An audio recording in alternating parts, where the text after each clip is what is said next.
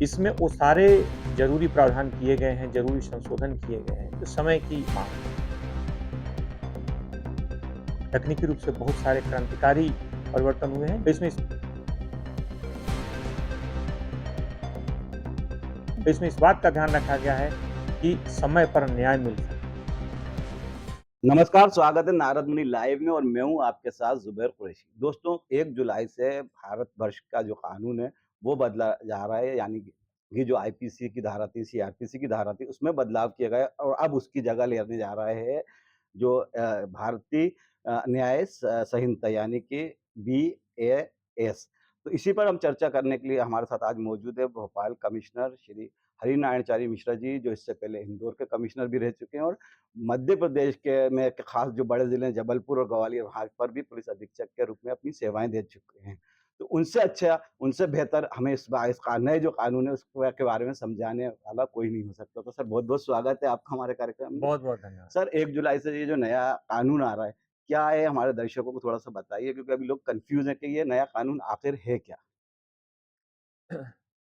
बदलती हुई जो सामाजिक आर्थिक परिस्थितियाँ थीं, उसके अनुरूप ये लंबे समय से आवश्यकता महसूस की जा रही थी कि कानूनों को समय के साथ चलने के हिसाब से उन्हें संशोधित किया जाए और इसके मद्देनज़र हमारी संसद ने इसे पारित किया है। इसमें वो सारे ज़रूरी प्रावधान किए गए हैं, ज़रूरी संशोधन किए गए हैं, जो समय की माँग थी। अगर हम इसमें देखेंगे तो हम जानते हैं कि पिछले कुछ सालों में तकनीकी रूप से बहुत परिवर्तन हुआ है। तकनीकी रूप से बहुत सारे क्रांतिकारी परिवर्तन हुए हैं, जिन्होंने हमारी सामाजिक व्यवस्था के साथ-साथ हमारी जो आस-पास की प्रकृति के साथ-साथ अपराधों की प्रकृति भी बदली है। इसलिए इस प्रावधान में, इस बदलते हुए प्रावधान में इन सारी चीज़ों का खास ध्यान रखा गया है। तो इसमें इस बात का ध्यान रखा गया है कि समय पर न्याय मिल सके। इसे किसी तरह से दंड के बजाय न्याय पर दिया गया है। जैसा हमारा पहला जो दंड संहिता थी, आपने देखा होगा दंड शब्द जी, हटा के न्याय शब्द जोड़ा गया है। जी, यानी कि न्याय पर इसमें जोर है और पीड़ित को जल्दी न्याय मिले इसके लिए समय सीमा तय की गई है। इसमें अपराधों में न्यूनतम कितना दंड दिया जाएगा उसका भी इसमें प्रावधान है। तो एक तरह से इसमें उन कानूनों को हटाया गया है जो कि अप्रासंगिक हो गए थे। उन कानूनों को, उन अपराधों को जोड़ा गया है जो समय की मांग थे और उस प्रक्रिया को सक्षम और प्रक्रिया को तीव्र किया गया है जो कि आने वाले समय की ज़रूरत थे और उसको तीव्र गति प्रदान करते थे। इसमें अगर हम ज़िक्र करें जैसे कि अ, जैसे 124 ए जैसी जो धाराएँ हैं जी, राजद्रोह। राजद्रोह समानता धारा तब जोड़ी गई जब ब्रिटिश राज के खिलाफ किसी भी तरह की आवाज़ उठाने पर कार्रवाई की जाती थी। लेकिन समय बदला, अब हम एक लोकतांत्रिक प्रक्रिया में रह रहे हैं, तो अब ऐसे कानूनों की आवश्यकता नहीं थी और इसमें 124 जैसे धाराओं को हटाया गया है। इसमें राष्ट्र की एकता और अखंडता प्रभावित ना हो, इसके लिए ज़रूर धाराएँ जोड़ी गई हैं और साथ ही इस बात का ध्यान रखा गया है कि राष्ट्र की एकता को मजबूत करने के लिए जो इसमें अलग-अलग तरीके से जो कानून हो सकते हैं, जो उसकी परिभाषा हो सकती है, उसमें आवश्यक संशोधन किए गए हैं। और ऑर्गेनाइज़्ड क्राइम जो है, ऑर्गेनाइज़्ड क्राइम एक बड़ी चुनौती होती है किसी भी समाज के लिए। ऑर्गेनाइज़्ड क्राइम को भी 2 श्रेणियों में बाँटा गया है, जो गंभीर किस्म के हैं और एक थोड़े-से साधारण उससे किस्म के। उनके बारे में भी जो कार्रवाइयाँ हैं, उनकी रफ्तार तो बढ़ाई गई है, साथ ही साथ इसमें न्यूनतम दंड की सीमा भी तय की गई है। इसमें कितने दिनों में ट्रायल चलेगा, उसकी सीमा भी तय की गई है और इन सब प्रावधानों का सीधा असर होगा कि हमारी जो न्याय प्रणाली है, हमारी जो कानूनी प्रणाली है, वो ज़्यादा सशक्त होकर के उभरेगी। आम व्यक्ति खास तौर पे जो ऑर्गेनाइज़्ड क्राइम से या किस तरह की एकता अखंडता को चुनौतियाँ देने वाली जो धाराएँ हैं, उन्हें और ज़्यादा मजबूत किया गया है। इसी तरह कुछ धाराएँ जो अप्रासंगिक हो गई थी, जैसे 497 जैसे एडल्टरी जैसे को बहुत सारी धाराएँ थी और उससे जुड़ी धारा या कुछ 377 या ठगों का जो झुंड होता है, इस तरह की कुछ धाराएँ जो कि समय के साथ उनकी ज़रूरत नहीं थी, उनको नए तरीके से संशोधित किया गया है। महिला संबंधी अपराधों में त्वरित कार्रवाई हो, बच्चों को न्याय मिले, इसलिए उन धाराओं को भी सशक्त किया गया है। खास तौर पे इन कानूनों को कह सकते हैं कि जेंडर न्यूट्रल बनाने की कोशिश की गई है, जेंडर न्यूट्रल बनाया गया है। जैसे किसी महिला के खिलाफ अगर 354 जैसे जो पुराने आईपीसी के मामले जी, होते थे, महिला के खिलाफ भी एफआईआर हो सकती थी। लेकिन हाल के संशोधन में महिला की तरफ से महिला के विरुद्ध भी एफआईआर हो सकती है। इसमें सिर्फ ऐसा नहीं कि सिर्फ पुरुष के खिलाफ ही एफआईआर होगी, महिला की तरफ से। तो इसमें महिला महिला के खिलाफ भी उसमें एफआईआर करा सकती है। तो उसका स्वरूप बदला गया है। इसमें कई जगह पे जो थर्ड जेंडर है उसकी भी बात की गई है। इसलिए उनका भी पहली बार इसमें ज़िक्र किया गया है। साथ ही साथ अगर हम बात करें कि किस तरह से अ, अपराधों की खास तौर पे सज़ा देने में क्या जो मौलिक संशोधन हुआ है, तो उसमें पहली बार इस पूरे संशोधन में कम्युनिटी सर्विस की बात की गई है। 6 ऐसे मामले हैं, 6 ऐसे अलग-अलग शीर्ष हैं, जिसमें कि कम्युनिटी सर्विस की बात की गई है, सामुदायिक सेवा की बात की गई है। और ये मामले बेहद छोटे किस्म के हैं, 3 वर्ष से कम के ऐसे मामले हैं, जिनमें सज़ा की प्रावधान की गई है और इसमें इनको ऐसे मामलों में कम्युनिटी सर्विस से मतलब है कि पेड़ लगाने की बात की जा सकती है, किसी अनाथ आश्रम में जी, या ट्रैफिक पुलिस के साथ काम करने की बात की जा सकती है। और ये जैसे फिर बताना चाहूँगा कि बहुत छोटे किस्म के अपराध हैं या ₹5000 से कम की कोई चोरी है या कुछ छोटे ऐसे अपराध हैं जो बहुत साधारण किस्म के हैं। इसमें इस हिसाब से भी ये बेहतर है कि हमारे जो जेल हैं अतिशय बोझ से प्रभावित हैं। उनकी संख्या कई गुना ज़्यादा लोग हैं जितनी उनकी सीमा तय है। इसलिए आवश्यक है कि इसमें इनको एक ज़िम्मेदारी भी दी जाएगी छोटे मामलों में और दूसरा जेलों पे जो अनावश्यक बोझ है उसको भी कम किया जा सकेगा। ये जो सारे प्रावधान हैं, जो अभी अद्यतन संशोधन है, जी। उनका उद्देश्य है कि पूरी तरीके से हमारी जो प्रणाली हो, वो आधुनिक संदर्भों में काम करे, तकनीकी का ज़रा-सा विस्तार हो, आधुनिक जो ट्रायल चले तेज़ी से चले, जैसे कि हम बात करें अगर जो ऑडियो विजुअल जो साक्ष्य हैं, उन पर विशेष जोर दिया गया है। ऑडियो विजुअल अगर इस साक्ष्यों को पुलिस रिकॉर्ड करेगी, उन्हें न्यायालय में पेश करेगी। पहले इस तरह के भी साक्ष्य होते थे, लेकिन प्राथमिक साक्ष्य नहीं होते थे, द्वितीयक साक्ष्य होते थे। लेकिन अब इसको एक कानूनी जामा पहनाया गया है और हम उसके आधार पर निश्चित तौर पे जो सज़ा का प्रतिशत है वो बढ़ेगा। सर अब ये कहा जा सकता है कि जो अंग्रेज़ों के ज़माने का कानून था, वो अब पूरी तरह से खत्म हो जाएगा? इसको आधुनिक संदर्भों में परिभाषित करने की कोशिश की गई है।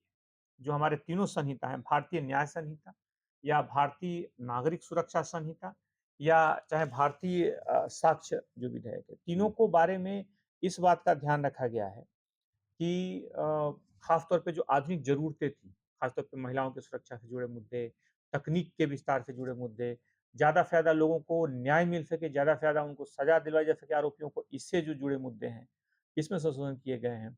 इसमें आवश्यक ज़रूरी प्रावधान किए गए हैं। साथ ही साथ जैसे हमने बोला कि ऑर्गेनाइज़्ड क्राइम है या राष्ट्रीय एकता, अखंडता से जो जुड़े मुद्दे हैं, उस पर भी पर्याप्त इसमें प्रावधान किए गए हैं। तो उद्देश्य ये है कि एक मजबूत कानून बने, जिससे हमारे लोगों की जो जो कानून में आस्था रखते हैं, उनकी सुरक्षा को और बेहतर किया जा सके। सर एक समय था कि जब फ़िज़िकल जो था ऑफ़ेंस था, जब फ़िज़िकल क्राइम था वो ज़्यादा होता था, जैसे लूट हो गई, डकैती हो गई। लेकिन अब जो समय है, वो है साइबर क्राइम का और ये सबसे बड़ी पुलिस के लिए सबसे बड़ी चुनौती है साइबर क्राइम। जो नया कानून आ रहा है, क्या उसमें साइबर क्राइम को लेकर भी कुछ संशोधन या कुछ प्रावधान किया गया है? इसमें साइबर क्राइम के लिए अलग से चूँकि हम जानते हैं कि आईटी एक्ट में भी कार्रवाई होती है, लेकिन साइबर तकनीक का जो इस्तेमाल है, ख़ास तौर पर अगर हम ज़िक्र करेंगे, साइबर तकनीक का इस्तेमाल करके हुँ, हुँ। अगर हम देखें तो ऑडियो वीडियो जो फ़ोटोग्राफ़ी है, जो वीडियो हैं, जो विजुअल्स हैं, ख़ास तौर पे इसमें बताया गया कि जैसे कि अगर 7 साल से ऊपर के मामले हैं, फ़ॉरेंसिक की टीम को अनिवार्य रूप से जाना होगा। जी। उसे पूरी वीडियोग्राफ़ी करनी होगी, वो वीडियो सबमिट करना होगा, उसकी रिपोर्ट देनी होगी। जो मामलों में पुलिस मोबाइल का प्रयोग कर सकती है, उसमें बहुत सारे घटनाओं को दर्ज कर सकती है, उनको रिकॉर्ड कर सकती है, घटनास्थल पर जाएगी, बयानों में ले सकती है, उपयोग कर सकती है। तो इन सब का उद्देश्य है कि जो भी निष्कर्ष हों, वो निष्कर्ष ऑब्जेक्टिव हों, वस्तुनिष्ठ हों और वस्तुनिष्ठ निष्कर्षों के माध्यम से पुलिस ज़्यादा बेहतर निष्कर्ष पे पहुँचेगी। तो उद्देश्य यही है कि पुलिस ज़्यादा से ज़्यादा बेहतर ढंग से अपनी ज़िम्मेदारी को निभा सके और कानून के क्रिमिनल जस्टिस सिस्टम के जितने भी हिस्से हैं, ख़ास तौर पे जो पुलिस है, जेल है, जुडिशरी है, प्रोसिक्यूशन है, सबको मजबूती दी जा सके, सबको बेहतर किया जा सके, ताकि अंतिम जो परिणाम हो, ख़ास तौर पे कानून को सशक्त करने की और न्याय दिलाने की, वो प्रक्रिया बेहतर बन के उभरे। सर, जिस तरह से अपराधियों पर मतलब कंट्रोल करने के लिए पुलिस बाउंड ओवर की कार्रवाई करती थी, प्रतिबंधात्मक धाराओं पे कार्रवाई करती थी। इस जो नया कानून आ रहा है, इसमें अपराधियों पर अंकुश लगाने के लिए किन धाराओं का इस्तेमाल अब किया जाएगा? किस तरह से उनको बाउंड ओवर किया जाएगा या उनको किस तरह से नियंत्रण किया जाएगा जो नामी या हिस्ट्री शीटर हैं या जो रिकॉर्डधारी क्रिमिनल्स हैं? उसमें प्रक्रिया में जो है ये प्रक्रिया आईपीसी से नहीं सीआरपीसी से हुँ, संबद्ध है और जी, ख़ास तौर पे अगर इसमें हम बात करें तो भारतीय नागरिक जो सुरक्षा संहिता है, जी, उसमें भी बहुत प्रक्रिया संबंधित मौलिक परिवर्तन नहीं, जहाँ परिवर्तन हुए वहाँ कोशिश ये है कि इनको हम बेहतर कर सकें। उनको और ज़्यादा हम त्वरित बनाने के प्रयास करें। जो मूल भावना है वह लगभग अप्रभावित है, सही सारी प्रक्रियात्मक कार्रवाइयाँ हैं, बस उनका नंबर बदला है, ख़ास तौर पे उनका क्रम और शीर्ष बदला है और जो पूरी प्रक्रिया हुई उसको लेकर के पुलिस ने, अगर आप कारण देखना चाहेंगे तो पुलिस ने बड़ी उसमें लगातार कोशिश की है। लगभग यहाँ पे हमारे कमिश्नरेट में लगभग 16 बड़े प्रशिक्षण शिविर आयोजित हुए जी, हैं। जी। लगभग 4,500 के आसपास जवानों और हेड कांस्टेबल्स को इसमें ट्रेंड किया गया है। और इसमें उद्देश्य ये है कि हम इनको प्रशिक्षित करके आने वाली जो एक तरह से परिवर्तन है, उसके लिए उनको तैयार कर सकें। सर एक आखिरी सवाल ये था कि जो अभी जो पिछली बार सुप्रीम कोर्ट का जो एक सर्कुलर आया था कि जो 7 साल से कम की सज़ा वाले उनको गिरफ्तारी ना करके थाने से ही मुचल के फिर रिहा करने की बात कही गई थी। अब ये जो नया कानून आया है इसमें कुछ ऐसी मामले हैं या कुछ ऐसे अपराध हैं जिनमें सज़ा का प्रावधान बढ़ा दिया गया है। उस स्थिति में किस तरह से अदालतों का लोड कम होगा और जेल का लोड कम होगा?